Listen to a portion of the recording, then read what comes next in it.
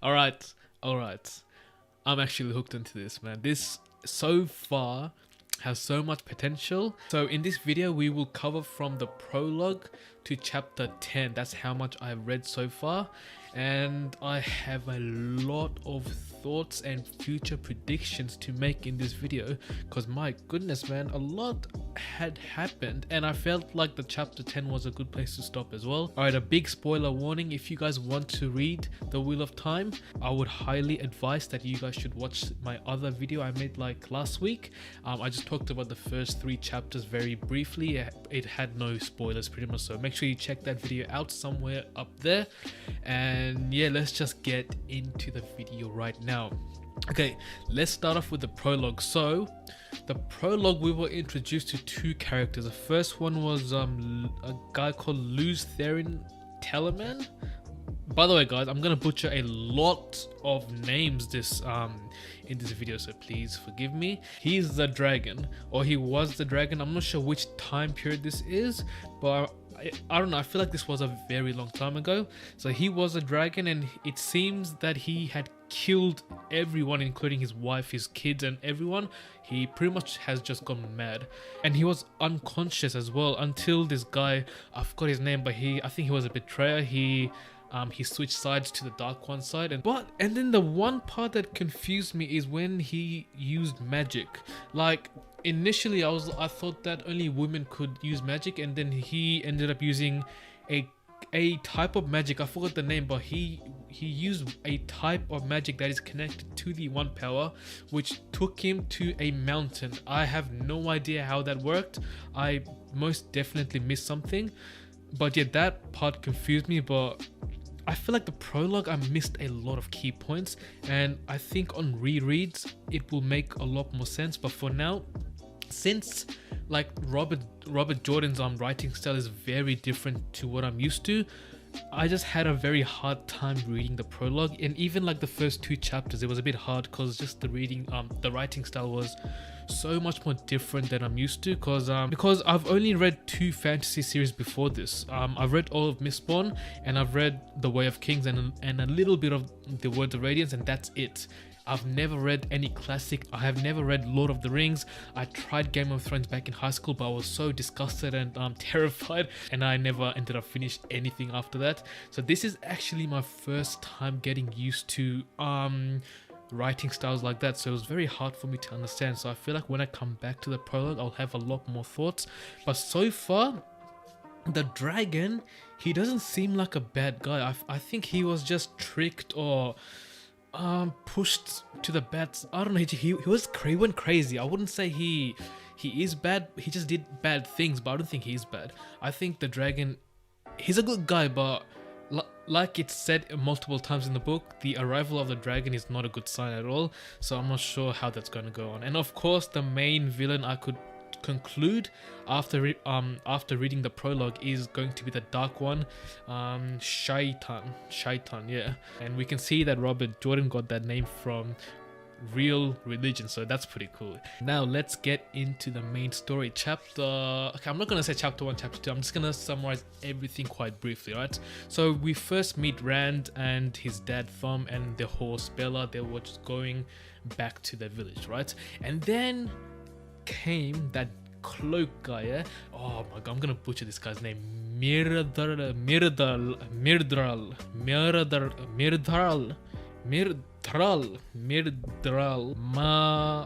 You know, I'm just gonna call him a fade, man. And we will come back to this again when we go to the crow, because I feel like there's a connection between the crow and the fade, but that'll come later. And obviously when he turned back, he could just sense so much hatred, and he was terrified of it, and it can pretty much disappear just like that, because once he took his eyes off, it was gone. And his dad believed him, but he just didn't tell him at the moment. After that, they went back to Emmons Field. That's where the setting is going to be for a majority of the parts. And we got to meet a decent amount of characters in Emmons Field.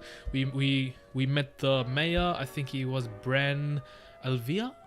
I think I got that right. And we know that Rand has a thing for the mayor's daughter. Oh my god, Egwene. And we also know that she's like an apprentice of the wisdom of the town, Oh my god, Naive. Naive. I think that's right, but yeah, Naive. We'll just call it at that. And Naive, she's a bossy one. That one, god damn, bro. She's pretty much equal to the mayor. In fact, she acts as if she's higher than the mayor. So, and I'm not gonna lie, I actually quite like her character. Like, even though she's a bit bossy, she's a bit like, you know, this and that, I feel like she's going to play a vital role in the future. And we also got to meet Erwin, Matt, and Perrin. Perrin came a bit later. We got introduced to Erwin and Matt first. Okay, so after all that came the peddler or the gleeman. I'm gonna get them confused. I think the peddler is the seller and the gleeman's the clown, right? I don't know. I think it's the peddler. Yeah, I think the peddler came first, and then he broke the news that there's a claim that a false dragon has appeared, or maybe the real one. No one just knows, and that caused a lot of tension. Actually, hold up, I forgot to mention before all of that, we met Moraine and Lan. That was pretty cool as well. Before that, oh, and yes, so this is where the crow comes into play. We did get information later onwards that crows, rats, bats, and all of those nasty things that doesn't look pretty much, they are apparently the eyes or the spies of the Dark One, and Rand actually sensed that crow and the Fade. So I'm assuming that the Fade and the crows are somehow connected with the Dark One. So are they both the eyes of the Dark One? Then the Gleeman comes. The Gleeman is a very cool character. What was his name? I think it's Thom Merrilin. I think that's his name. That's the one. I forgot the peddler's name, but I know the Gleeman's name is Thom Merrilin. My bad, I lost my voice there. I feel like he is going to play a bigger part in the future. So for now, I'm going to skip his part. And after that, Rand and his father went back to the farm in the Westwoods, and Tam actually confessed to Rand that he actually believes that he saw the Fade, so that's why he was very cautious and whatever. And when they went back to the farm, he was extremely cautious. Like, he even brought out a sword, which shocked Rand. And not gonna lie, there's one part of the sword that's interesting. It had like a symbol of a heron, and I googled what a heron was. It was like a bird, so I'm assuming that there's like a symbol of a bird on the sword. So that might mean something, because after that, Trollix, I think I said that right, Trollix. The Trollix came, which was known to be just a complete myth. They just came out of nowhere, attacked them, and honestly, I thought Tam was going to die. Like, I thought we were actually going to lose a character this early, but luckily, no, he didn't die, which was very good. But there was a Trollix called Narg, and this guy was very interesting, because when Rand came back to get like some supplies for his dad, who had like a big fever, this guy Narg, he's like, hey man, listen, I just want to talk to you. All you have to do is drop that sword of yours. Now, coming back to a sword, I think any sword with a heron sign is something very important that the Dark One doesn't like. Therefore, all of his creations are kind of scared of that sword. That's why the Trollix was like, put down your sword and then we can talk. So I feel like there's more to that sword than we know, but I just can't make any proper predictions about that sword at the moment. But all I know is that I think that Trollix are scared of that sword, and potentially I think a sword with a heron sign can kill a Fade. I think that's the only kind of swords that can kill a Fade, because Fade so far, like, they have been portrayed as indestructible creatures. So in my opinion, swords like that can defeat a Fade. And wait, I forgot, did Lan have a sword with a heron on it? I don't think so. Maybe he did. Oh, I actually don't know. I can't remember. Let me know in the comments down below if Lan had one as well, or if he didn't, just don't spoil anything for me. Alright, so after that, Lan managed to kill Narg accidentally, and he was taking his dad back to Emmons Field to get help.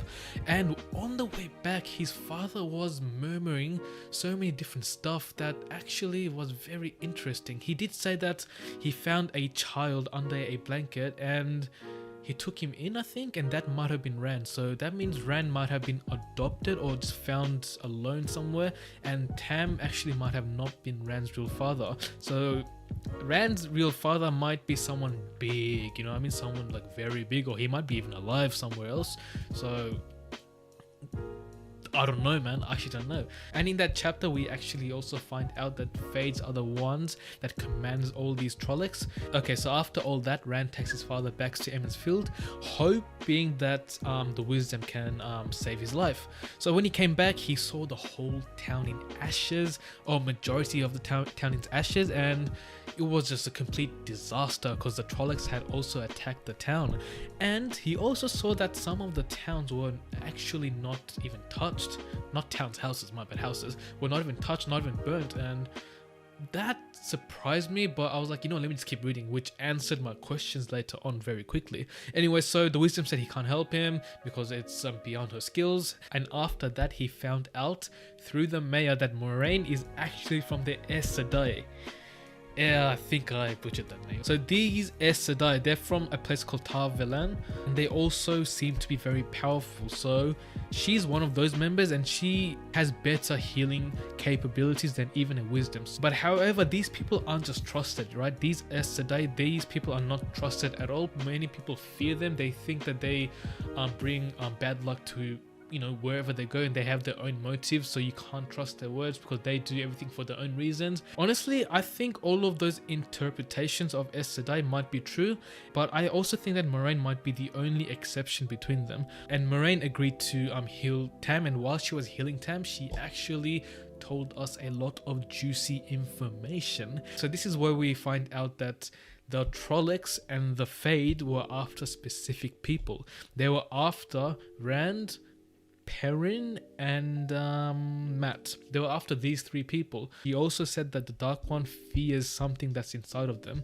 That's why they were specifically after them. And she also said that they need to leave ASAP. After some time, Rand decided to leave with Moraine and land to Tarvelan, because that's where apparently he's going to be the most safe, because he's surrounded by powerful people. Because apparently the Aes Sedai, they are formidable opponents for the Trollix and the Fades, so that's the most safest place for them to go.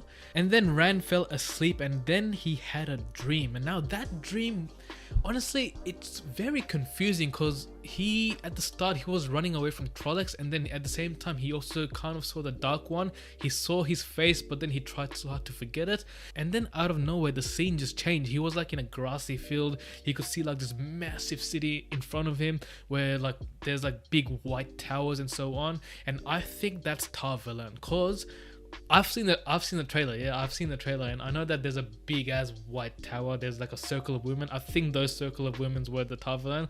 I'm sorry, that part of the trailer is just glued inside of my head. So I think that's Tarvelan, and I think that circle of women is the Aes Sedai. So he went there. He went there. And then he is expected to go inside of the tower, and when he went there, he saw a Fade straight away, and he's like, I've been waiting for you, or something like that.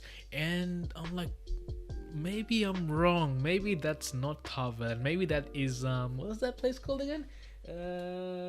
Maybe that's Shoyol Gul. Maybe that's the place. I think Shoyol Gul is the bad place. Is it the bad place? Maybe I don't know. Oh, actually, what if Tarvelan is actually not a good place? What if the Fades actually are working with the Aes Sedai and Moraine doesn't know about that? What if that's the case? What if the rest of the Aes Sedai are actually not good people at all? What if Rand saw like a bad future with the Aes Sedai? Like, what if they are going to be betrayers?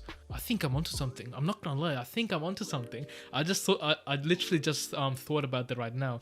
And Moraine, she might be like the strongest one of them, but then she obviously can't face off that many Aes Sedai, so I feel like there's going to be problems. So they're literally leaving from a problem to another problem. That's pretty cool. And after the dream, Rand had to say goodbye to his father, and I'm not gonna lie, it made me kind of sad. Like, this is the first ever time a goodbye in a book made me sad, bro. I'm like, damn, bro, this is horrible. Like, his father wanted to also go with him, but he can't. He needs some rest for 2 weeks, man. And yeah, I'm like, cause like honestly, I started reading books like last year. Like literally last year, I failed my high school exams for English, man. I'm not good at English at all.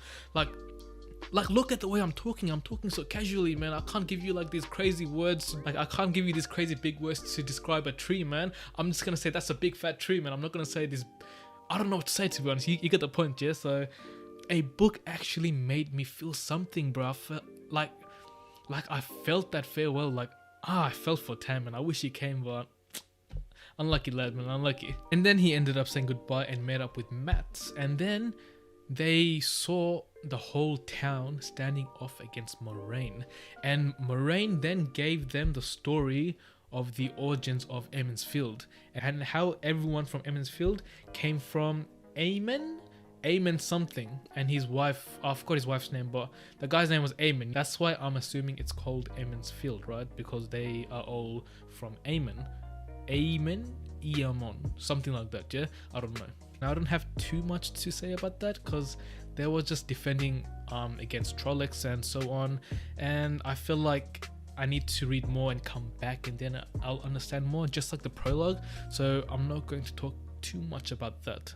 And in the last chapter is where we get everyone who is actually leaving the Emmons Field. We have Rand, Matt, Perrin, Moraine, Lan, the clown, what was his name again? Thom Merrilin, and surprisingly, Egwene.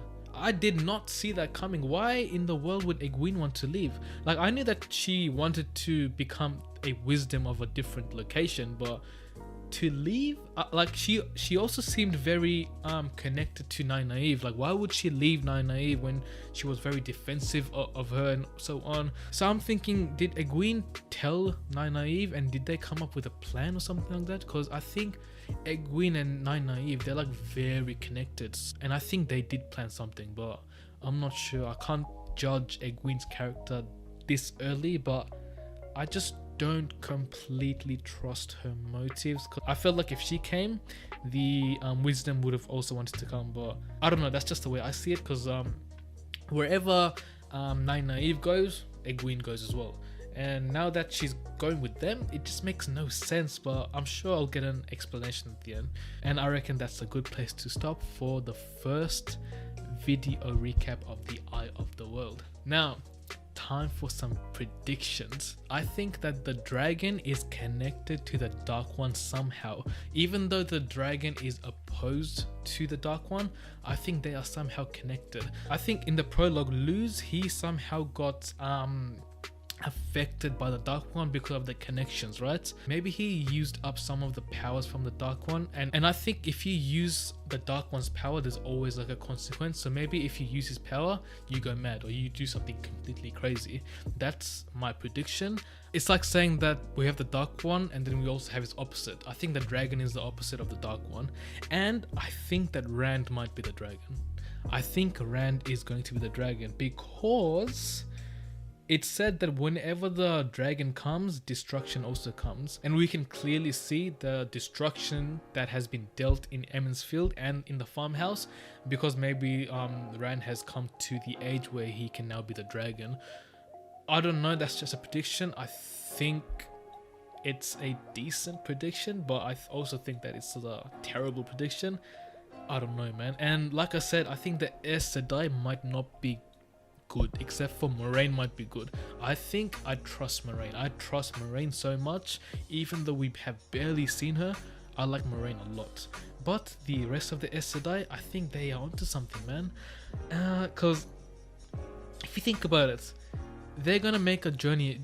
They are going to make a journey all the way to Tarvelan just to be safe. And like, it's a 12-book series. Like, I don't think it's gonna be that easy, man. I think there's something bad waiting for them in Tarvelan. So the Aes Sedai, they look a little shifty at the moment, I'm not going to lie. And the One Power is a very interesting magic power so far. Like I said, I think the One Power is somehow connected to the Dark One as well. If you use too much of the One Power, there's going to be consequences. Just like how Luz in the prologue used this part of the One Power, he went mad. Or maybe, or actually no, it wasn't confirmed because he was mad before we even knew anything happened. So maybe he used too much of the One Power and then went mad and used the One Power again to go to the mountain. I don't know how that worked, yeah? So I'm assuming that Rand in the future can also use the One Power. We have seen Moraine use the One Power, and we were also told that Moraine used, I think, the One Power to bring down like lightnings to hold off all the Trollix and stuff like that. And she also used the One Power while telling the whole story of Emmons Field. So like, she made some white flames, I think. Oh yeah, the trailer showed some white magic. That must have been the white flames. So that's cool. Like the trailer, you did a very good job. I think I missed so much small things. I'm really annoyed. Like I reckon from now on I should actually make like some points I want to talk about after every single chapter, because when I'm reading this book, yeah, I just breeze through it like without even thinking. I never make no notes, no nothing. I just read, man. So I think from now on I might have to make some notes, because I feel like I missed a lot of small stuff, especially the prologue. Like I want to read the prologue again so bad, but then again I'd rather read chapter 11 because I just want to finish this book real quick, you know what I mean? So anyways, let's try to pronounce some of these names, man. Apparently there's like a place in the back where we can pronounce some names, so let's see if I had them right. I'm only going to pronounce the names that we have come across so far. Alright, first up, Rand al'Thor Rand. Hey man, I got that right. Next we've got Elvira Egwene. Okay, how do you pronounce this? Elvira Egwene.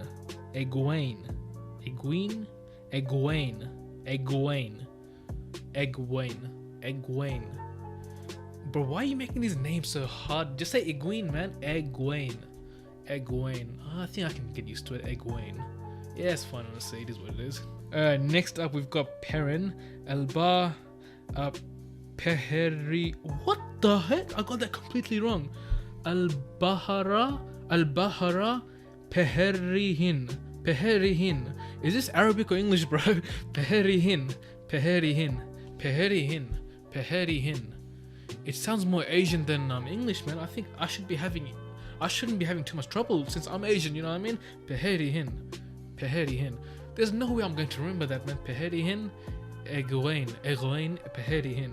And these names are crazy, man. Now let's try this. Beltane and Beltane. Yeah, I reckon that's fine. That was fine. Tom? Oh, you said Tom. I thought it was Thom. Okay, Tom. Oops. I guess that's easier. Tom's fine. Alright, next we've got Moraine. Yeah, I reckon that's fine as well. Moraine. Oh, this one's the hard one, bro. This is the Fade's name, like the one that starts with M. This is going too hard. So initially I was like Miradral. How do you say it? What the Murdral? Why is there a Y then? Why is it M-Y-R? Murdral. No wonder I used to fail English, man. God damn. We've got Trollix. Trollix. So I guess it's an A instead of an O. I'll just keep that in mind. Trollix. Yeah, Trollix is good enough. Oh, there it is. Okay, so her name, that the way I said was Elmira Nynaeve. This is how you pronounce it. Elmira Nynaeve. Wait, what? Nynaeve? Why is it A-E-V-E? It should be E-A-V-E. Nynaeve. No way it's Nynaeve. Yo, why is it spelled like that then? Nynaeve. I think it makes more sense for a name to be Nynaeve rather than Nynaeve, you know what I mean? So that's weird. A-E-V. Guess I'm learning new things every day. God, wow. Anyways, alright guys, that's going to be it for the first video. I do want to apologize for the length. It is a lengthy video, so let me know if you guys want it to be shorter. I'll try my best to make it shorter next time. So yeah, hope you guys stick around. Thank you so much for your comments and support on my first two videos, the trailer and my recap on the first 3 chapters. I never would have expected it to get that much love. The engagements in the comment sections has been amazing, and that just gets me more excited to just read and interact with you guys and make content for you guys. So once again, thank you so much. And this is going to be a weekly thing, so let me know your thoughts down in the comment section below. Give me a like. The like always helps, and subscribe if you're new, because we are going to be making a lot of Wheel of Time content every single Sunday. And yes, once again, thank you. And one more thing I would like to mention is the workload of my university is going to be a bit high, so I might not read that many chapters every week, so please forgive me on that department. But it's just a lot of work that needs to be done for university, so I do want to apologize on that. However, I will try my best to at least get 1 video every Sunday out for you guys. So thank you again so much, I appreciate it. And yeah, like I said, if you guys are new, subscribe, and I will see you guys next week. Thank you so much. Take care now. Bye.